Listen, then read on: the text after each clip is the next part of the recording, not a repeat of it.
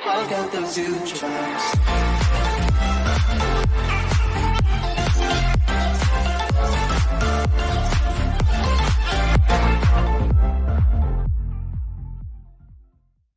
Assalamualaikum warahmatullahi wabarakatuh. Perkenalkan, nama saya Nurul Rahmat Kanazati Syafi'i dengan NIM 192113554 kelas 19 S1 Informatika Transfer 01. Saya akan membuat video tutorial Cisco IDE Virtual Desktop. Pertama, kita open dulu aplikasinya, kemudian pilih Virtual PC. Muncul tampilan awal IT Essential Virtual Desktop. Di sini ada menu Learn, Test, dan Explore. Learn untuk mempelajari deskripsi dari setiap peripheral. Ada tampilan submenu dari peripheral. Ada tata cara bagaimana menjungkir balik, menaruh, dan ada keterangan dari peripheral. Mari kita mulai. Muncul menu dari Virtual PC, lalu klik menu Power Supply. Ini adalah tampilan dari Power Supply. Power Supply secara otomatis sudah terpasang sendiri. Kemudian klik menu Motherboard, lalu pasangkan prosesor ke dalam soket. Kemudian pasang heatsink di atas prosesor.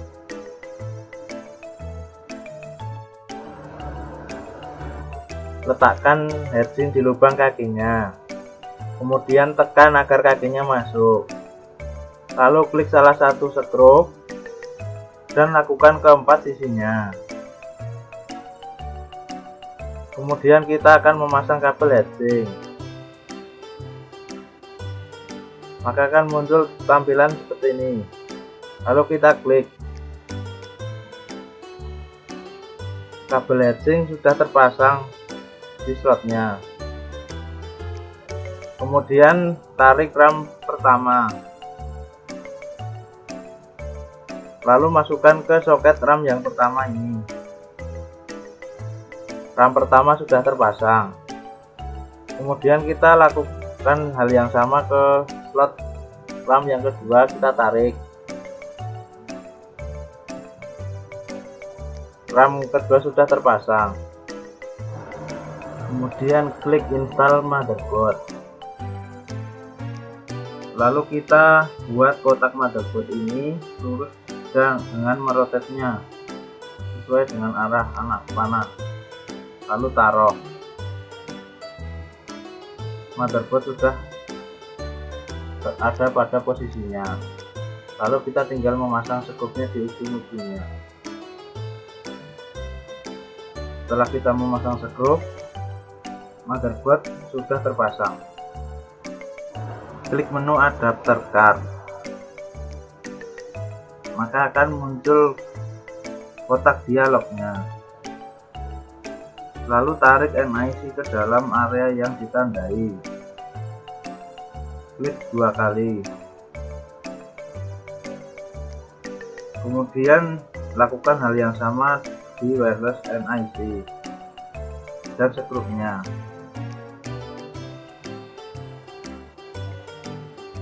Kemudian setelah itu kita klik video adapter dengan skrupnya.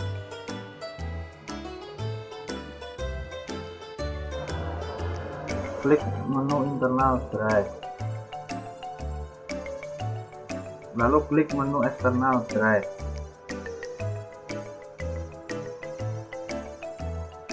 Lalu pasang drive optik, klik 2 kali, lalu taruh di tempatnya.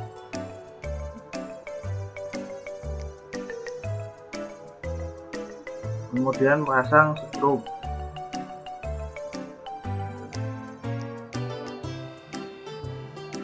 Begitu juga dengan floppy disk, taruh di tempatnya, kemudian skrup. Kita klik menu internal kabel, lalu klik power kabel untuk menghidupkan kabel SATA. Kemudian kita masukkan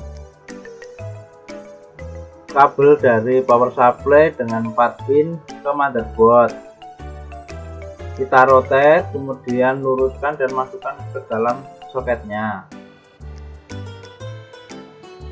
Lalu kita memasukkan beberapa kabel dari power supply.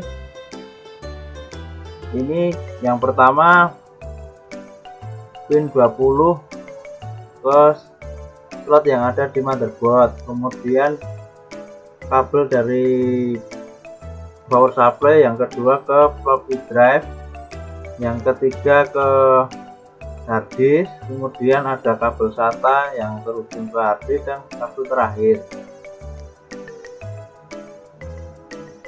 Kemudian setelah semua terpasang, sambungkan juga kabel ATA yang ada pada motherboard, kemudian klik pada tempat yang disorot. Selanjutnya kita klik menu eksternal kabel, kemudian kita memasang kabel monitor atau monitor kabel yang menghubungkan dari CPU ke monitor dengan port VGA. Lalu kita tancapkan port VGA nya yang ada di CPU dengan kabel monitor. Kemudian kita memasang kabel keyboard dengan port PS2.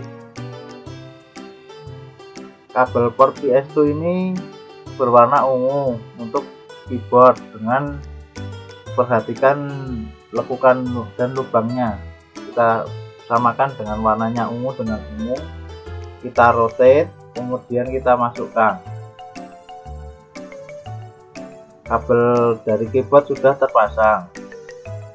Selanjutnya kita memasang kabel mouse.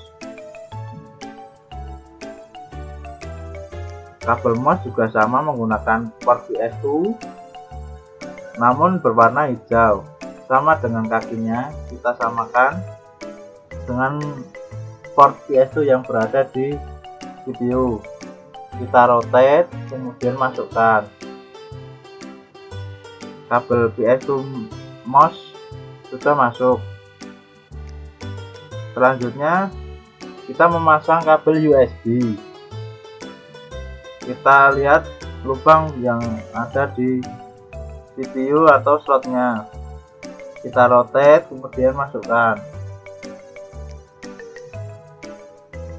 Kemudian kabel Ethernet atau kabel LAN, Ethernet kabel ini menggunakan port RJ45 konektornya. Kita lihat sisinya, kemudian ada lubang kecil berbentuk kotak kecil ini, perhatikan. Kemudian di rotate dan masukkan. Kemudian beberapa kabel sudah terpasang. Ada kabel keyboard dari yang berwarna ungu, kemudian mouse berwarna hijau, kabel USB, kabel VGA, dan kabel Ethernet. Tahap selanjutnya yaitu kita memasang wireless antena. Kita klik, kemudian kita pasang di slot yang berada di CPU. Berikutnya yaitu kita memasang kabel power atau power card. Ini adalah tampilan ujung dari kabel power atau power card. Kita perhatikan 3 lubang yang berada di CPU. Kita rotate dulu. Ketika sudah pas, lalu kita masukkan. Dan alhamdulillah komputer kita sudah siap digunakan. Sekian video tutorial dari saya. Apabila ada kurang dan lebihnya saya mohon maaf. Terima kasih atas perhatiannya. Assalamualaikum warahmatullahi wabarakatuh.